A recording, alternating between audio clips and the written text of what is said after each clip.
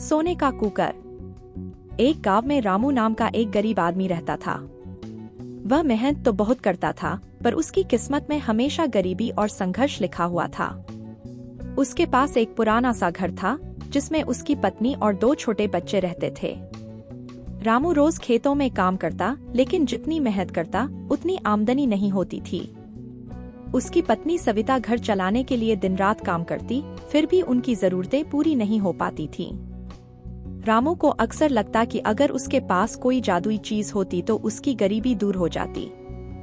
वह हर रोज भगवान से प्रार्थना करता कि उसकी जिंदगी में कोई चमत्कार हो जाए।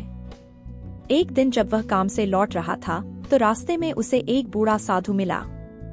साधु ने रामू को देखा और उसकी चिंता भरी आंखों से उसकी गरीबी को पहचान लिया। साधु ने रामू से कहा, तुम बहुत परेशान दिखते हो बेटा। क्या तुम सच में इस गरीबी से छुटकारा पाना चाहते हो? रामू ने सर हिलाकर कहा, हाँ बाबा, मैं और मेरा परिवार बहुत कठिनाई से गुजर रहे हैं। अगर कोई उपाय हो तो बताइए। साधु ने मुस्कुराते हुए अपने थैले से एक छोटा सा कुकर निकाला और रामू को देते हुए कहा, यह कुकर साधारण नहीं है, यह एक जादुई कुकर है। इसमें जब भी कुछ पकाओगे, सोने की एक वस्तु पैदा होगी। लेकिन एक बात याद रखना, इस कुकर का इस्तेमाल लालच में मत करना। यह तुम्हारी मदद करेगा, लेकिन इसका दुरुपयोग तुम्हारे लिए विनाशकारी हो सकता है। रामू कुकर लेकर घर गया और अपनी पत्नी को यह खबर सुनाई।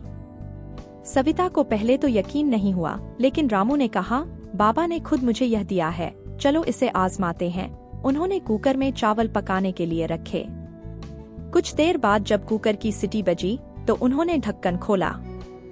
चावल तो पक गए थे, लेकिन उनके साथ एक सोने की छोटी मूर्ति भी कुकर में थी। दोनों की आंखें चमक उठीं। ये तो सच में जादुई है, सविता ने खुशी से चिल्लाते हुए कहा। अब रामू और सविता ने धीरे धीरे अपनी जरूरत की चीजें कुकर से सोने के बदले खरीदनी शुरू कर दी। रामू ने अपने बच्चों के लिए नए कपड़े खरीदे, घर की मरम्मत करवाई और गांव के लोगों की नजरों में उसकी इज्जत बढ़ने लगी। वे अब खुशहाल जीवन जी रहे थे, लेकिन उन्हें साधु की चेतावनी याद थी कि लालच से दूर रहना है।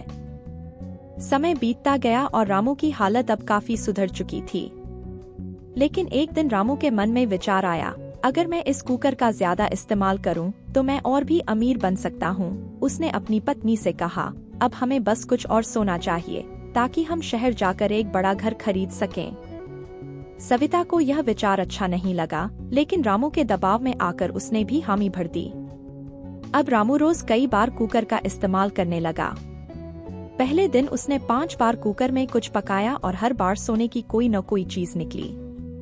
धीरे धीरे उसके मन में लालच बढ़ने लगा। एक रात जब रामू ने कुकर में 6ठी बार खाना पकाने के लिए रखा, तो कुछ अजीब हुआ। कुकर से अजीब आवाजें आने लगीं। सविता ने घबराकर रामू से कहा, लगता है कुछ गलत हो रहा है, हमें रुक जाना चाहिए। लेकिन रामू ने उसकी बात नहीं मानी और कहा, कुछ नहीं होगा, ये कुकर मेरा है और मैं इसका जितना चाहूँ उतना इस्तेमाल कर सकता हूँ। रामू ने जैसे ही कुकर का ढक्कन खोला, उसमें से धुआं निकला और पूरे घर में फैल गया। सोने के बजाय कुकर में कुछ भी नहीं निकला। तभी कुकर से एक डरावनी आवाज आई, तुमने मेरी चेतावनी को नजरअंदाज किया, अब तुम्हें इसके परिणाम भुगतने होंगे। अचानक रामू और सविता के घर की सारी चीजें गायब होने लगीं। जो भी सोना उन्होंने कुकर से पाया था, वह सब धुएं में बदलकर गायब हो गया। रामू का घर वापस पुराने हालात में आ गया और वे फिर से उसी गरीबी में जीने को मजबूर हो गए। साधु की बात रामू को अब समझ में आई कि लालच का परिणाम हमेशा बुरा होता है। कुकर के लालच में पड़कर उसने अपनी मेहनत से पाई हुई समृद्धि खो दी। सीख। रामू और सविता ने अपनी गलती से एक बड़ी सीख ली। उन्होंने यह समझा कि जरूरतों के लिए मेहनत और धैर्य ही असली दौलत है, न कि कोई जादुई कुकर। और सबसे बड़ी बात यह कि लालच इंसान को केवल बर्बादी की ओर ले जाता है। अब रामू और सविता फिर से मेहनत करने लगे और जो कुछ खोया था, वह धीरे धीरे वापस पाने लगे। लेकिन इस बार उन्होंने कभी भी लालच का रास्ता नहीं चुना। उनका जीवन फिर से खुशहाल हो गया, लेकिन इस बार उन्होंने यह बात गांठ बांध ली कि मेहनत ही असली सुख है। है।